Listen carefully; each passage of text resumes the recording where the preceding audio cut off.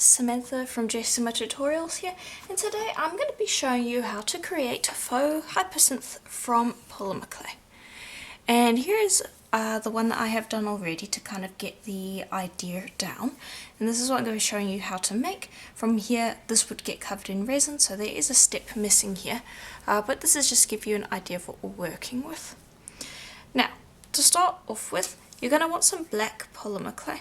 Any brand will work for this. I will be using Primo Black polymer clay, and I would recommend doing it on a tile of some kind that you can move around, because there is going to be a lot of painting involved in this. Not complex painting, but you do want to be able to move your piece around so that you can get into difficult spots. Alright, and just leave that like that. You're not going to need to worry about cutting that out just yet. And then the next step is going to involve kitchen foil.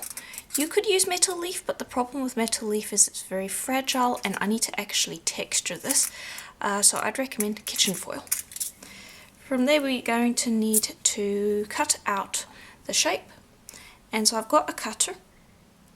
Now I'm just going to press that onto the foil, and if I do that hard enough I should be able to get a imprint around the edge so that I can then cut that out.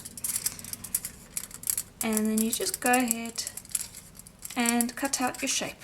You can use any shape you want. I'm going with an oval because most of the cabochons that I saw online of the real stone are an oval shape, so we're going to go with that. And you want the foil to be one size smaller than your finished piece is going to end up being, because you cannot cut through foil with a cutter, so you need to make sure that you have it the correct size. Yeah, it does not need to be a pitch perfect shape, just roughly the right shape will work. There we go. Pop that to the side. That can be used in other projects. Now, I'm not sure about your foil, but mine is a matte side and a shiny side. You want to make sure that you are using the shiny side when you pop it down onto the clay, and then just burnish that into place. Alright, and then we want to be creating these kind of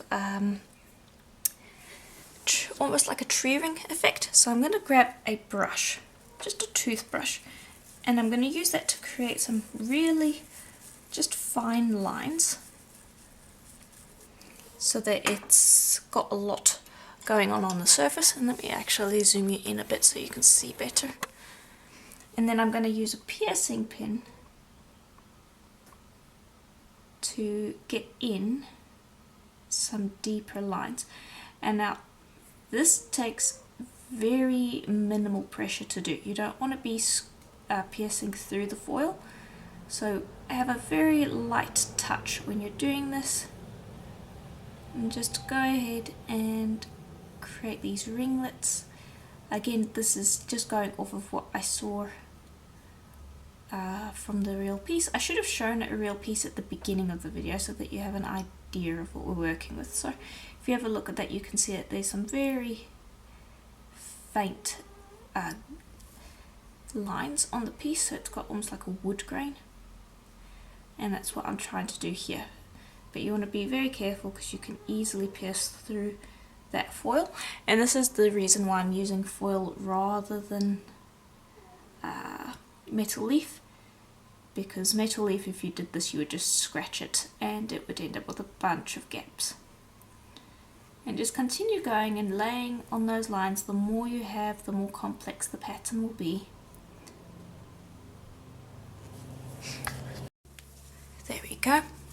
Alright, and then the next step you can skip if you want. If you want just plain silver, you can absolutely go with that, but I'm going to be using some black and pebble alcohol ink because I want there to be a little bit of colour on this.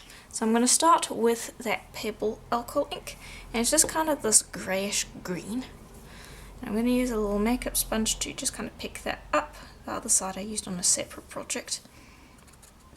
And I only want a small amount, and I'm just going to rub that onto the surface so that we've just got a little bit more colour variation.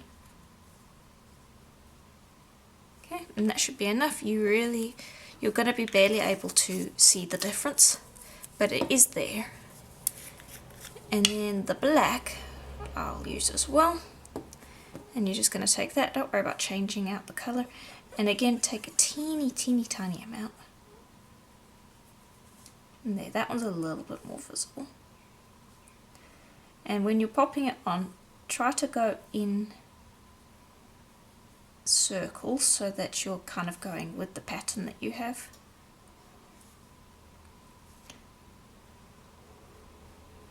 Okay, and I'm going to focus that black around the edge mainly, so that it blends it into the background a little bit. Right, there we go. Okay, and then this one, I added a little bit of this latte brown.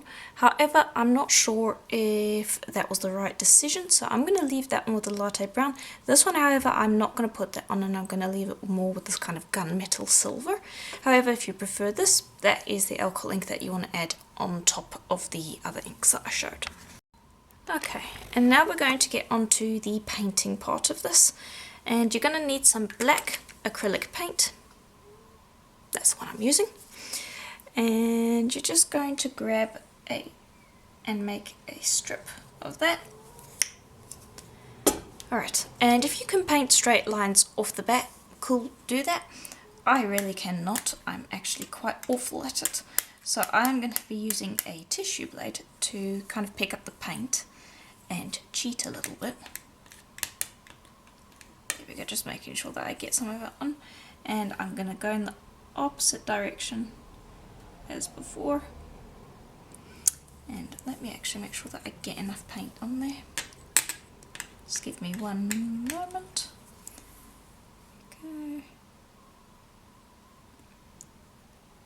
I'm going to use that to at least create the outline for me to paint inside. There we go. And so that's a little trick to kind of visualize where you're going with this. And I'm not making it the same as the other one, I'm just making it so that the lines go in an opposite direction. However, I am making the pattern a little different because this is a stone, so if the patterns were the exact same every time, it would look a little weird. But there we go. And then you can just clean that off, that's not going to be a long-term problem. And let me bring it in a bit so you can see better while I do this. But then you're just going to use a small brush, smaller the better,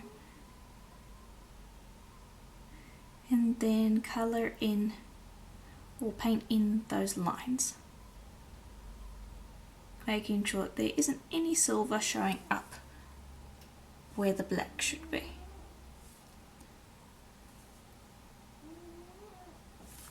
And you can see my hand's quite shaky, so I have a lot of trouble painting straight lines.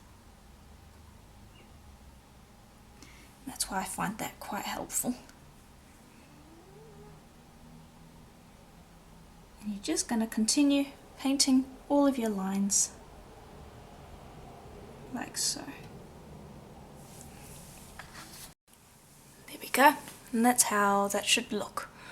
You're then going to go ahead and just make sure that your brush doesn't have too much paint on it, and you're just going to go and put in just some random little marks between those lines. Nothing too much, but just enough that it's not going to be plain silver. And if you want to, you can skip that. I think that it looks a little bit more convincing with that.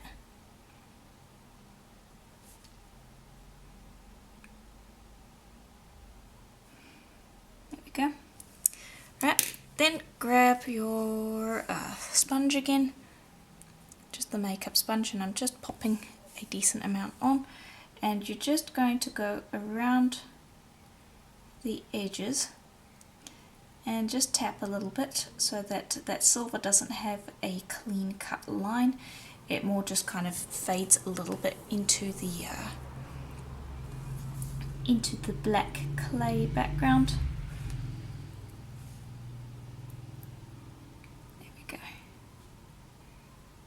because that solid line is a little bit weird.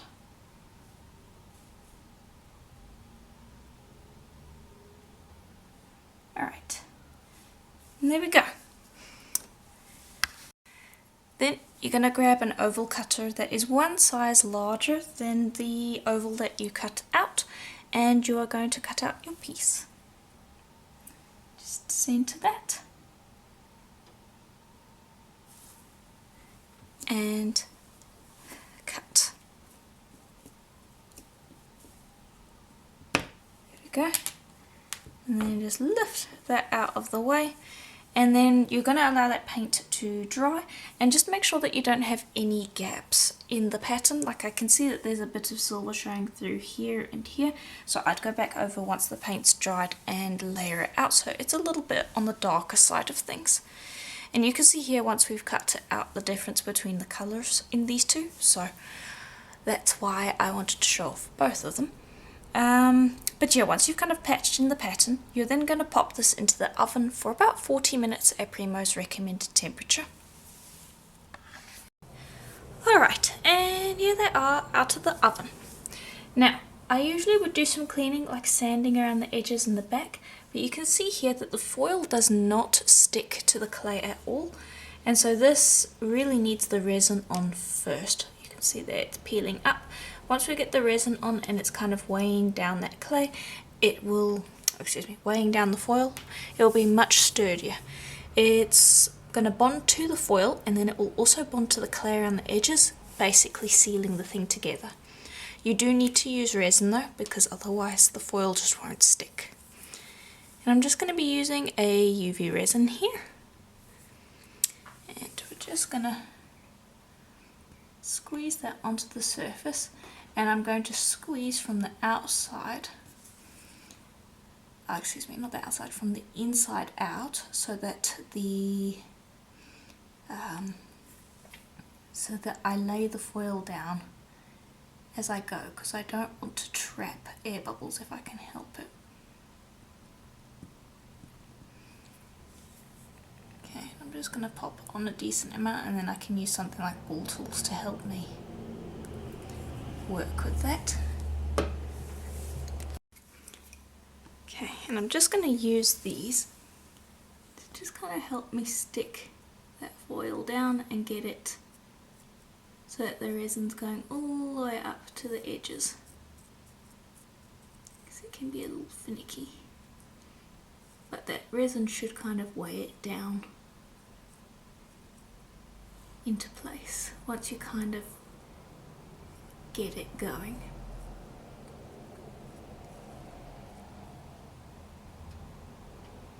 Alright, there we go. I'll do the same for the other one and pop it under a UV light for about 15 minutes. And here is how that looks once the resin has cured, and that will have given the piece a lot of depth. Here's the other one, and I'm glad I tried the two different colorways. I think that it looks interesting. These I am not going to be doing anything with. I'm going to actually save them for some wire wrapping in the future potentially. So if you wanted to do anything, you would just drill a hole through the resin and the clay using something like a handheld pin drill, and you could suspend them to make some earrings. You might want to sand the back for that. If you want to clean the edges once the resin is done, you're just going to scrape a blade across the surface like this, and you can see that that will clean up the edges quite well. You could also sand the edges if you want to, but I'm going to leave them like this. I feel like this was a decent imitation. Let me know what you think in the comments below. Do you think I got the stone close, or do you think I should give this another go? If you like the video, please do consider liking and subscribing, as I do videos like this just about every single day. And if you would like to support the channel so that I can continue creating videos just like this one, please do consider becoming a member. There's a join button just below this video where you can become a member of the channel and gain access to these videos early, as well as members only content. Another way to support the channel is to check out my Etsy store, where I sell things such as the cutters that I used in today's video, along with a number of other polymer clay related tools and supplies. That will be linked in the description below. Also, if you have any suggestions for future stone imitation tutorials, I always read all of the comments, so if you have any suggestions, leave them down below and I'll get to those as soon as I can. But that is just about it for today's video. I do hope you enjoyed, and I'll see you in the next one. Bye for now.